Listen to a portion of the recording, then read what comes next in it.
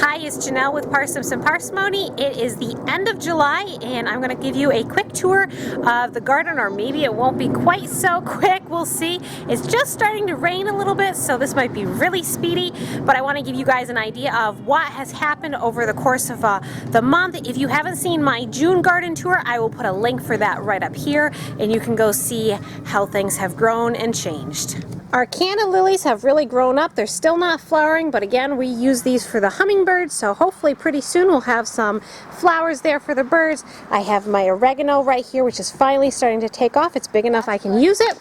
The blueberries didn't do a whole lot. They had some blueberries, but an animal ate them before I could get to them, so I was none too happy about that. Over here we have some of my harvest of garlic. It wasn't that good of a year for garlic because it was so dry, but I did have one decent size head of garlic. That one I'm proud of. The orange tree hasn't changed too much. I expect it to be setting flowers pretty soon.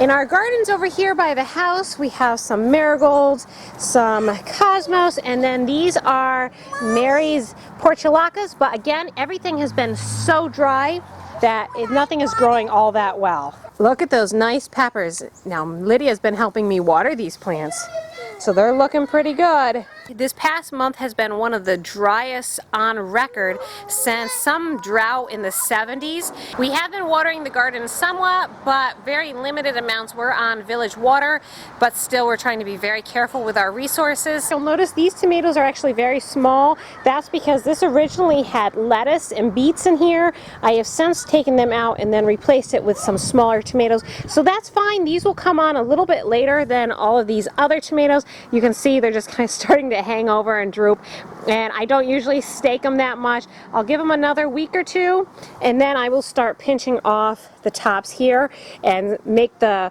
plants start really ripening this fruit, and by doing that we'll make sure all of the tomatoes are ripened before the end of the season and before our first frost. Over here we have basil, which is doing fabulous. A little bit of parsley, but again, the rabbit got a hold of that. That's a lot of weeds in there I haven't gotten to.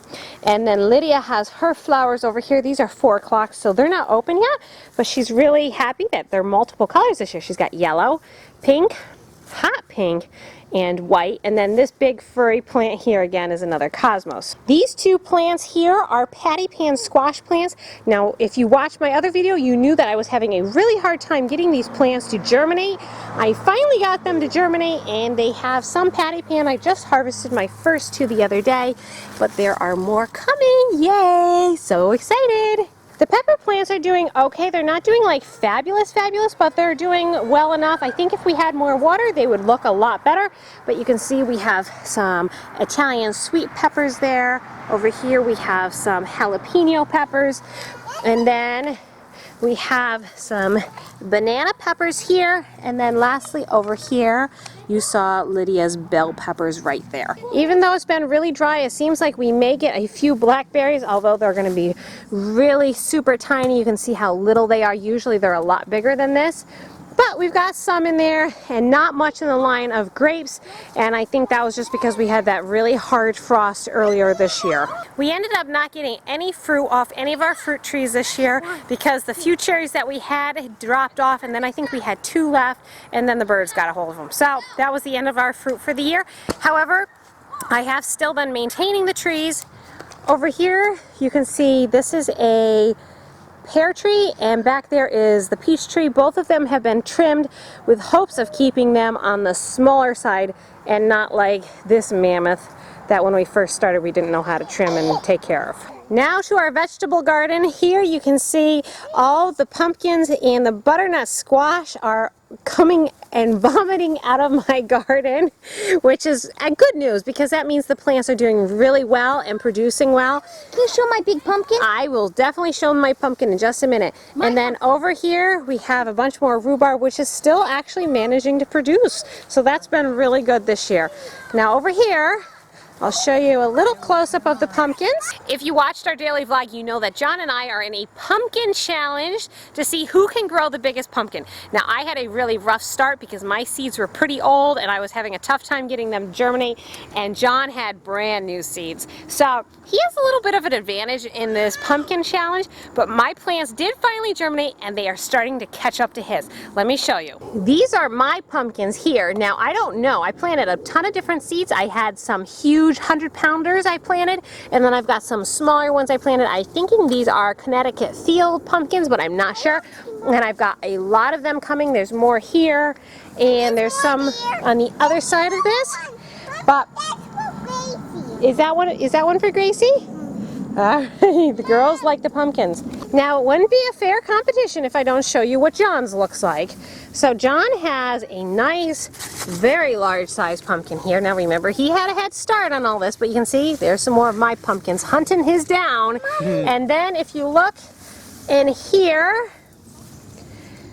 there's a really big pumpkin right there. John's pumpkins don't seem to be producing the quantity that mine are producing, but he might be getting bigger pumpkins. So we'll see what happens with these pumpkins. Make sure you stay tuned for my next garden update, because it'll be the end of August. We might just be starting to harvest the pumpkins. We might know the results by then. The one thing that seems to be outdoing itself are the butternut squashes. They seem to be everywhere. There's some over here, there's some here. They're in my garden gate. I'm having a hard time opening the door. As you can see, you have to be pretty skinny to fit in this door because the plants are just overrunning our entrance. So here I still have my horseradish. All of my garlic that was along here and here has been harvested. You saw that earlier in this video. My patch of beans looks pretty sad. It's got some weeds in there too. It has been fairly productive, but not as good as other years. Again, here are all my pumpkins and butternut squash that are just overrunning the garden.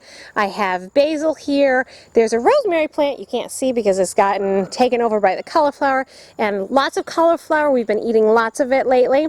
And then you can see all the dill that has sprouted. These are volunteer dills. I didn't plant any of these. And then here are my cucumber trellises. Cucumbers have done better this year, still not as good as other years I've had, but it's progress. You can see the wilt right here. I'm not sure if that's just from dry conditions or we have cucumber beetles spreading disease. I'm not sure. Over here I have an entire row of eggplants. These are finally starting to take off and starting to flower, which is great news. I'm looking forward to some eggplants. And then in this other row here, we had one less eggplant that needed to go someplace. I have planted more lettuce here and spinach, and this is actually a little spinach baby right there that's starting to come, and I'm seeing some more. So hopefully this will catch up to the tomatoes. This here is lettuce that's coming right to the end of its season, and back there are beet greens. We eat the beets, but we also eat the greens too for our salads, so it's kind of a mixture there. Back here looks like a mess. If you watched my earlier videos, you knew that I was trying an experiment of putting turnips with carrots and Swiss chard, thinking that the turnips would grow fast enough. Well, the turnips didn't grow fast enough, so they squished and killed almost all of the carrots because the carrots couldn't get enough sun, and the Swiss chard didn't benefit from it too much either. So that was kind of a failure on that part. Then I had some kale, or I have some kale back here. I need to finish weeding that corner, and then I have a few herbs up there which aren't doing well because the soil, it needs more compost, but I haven't had a chance to put any out. On this far end of the garden, I have some zucchini plants. These were the ones that I was really having a hard time getting to grow. So you'll see these guys are smaller. That's because they were about 3 weeks later germinating than these guys. But that seems to be okay because I think these plants are going to die, and then I'm going to still have this. So maybe that all worked out for the better. Now this is a zucchini plant, and actually I need to harvest that zucchini before it becomes a baseball bat. And then over here on this plant, this turned out to be just a regular yellow squash. And lastly, we have this giant marigold. I started this from seed, but apparently it landed in a spot where we put a lot of manure, because the size of this plant is huge. It's extremely dense. There's just not a lot of flowers on it yet, but I see there's some more coming down here. So the idea of planting this was to keep the bugs away from the eggplants. Now I don't see any bugs on them, so maybe it did its job. I don't know. Considering how dry it's been this year, I think the garden has been producing very well for our family. I haven't been able to really do a whole lot of canning and preserving the food, because we've been eating it as it's been coming.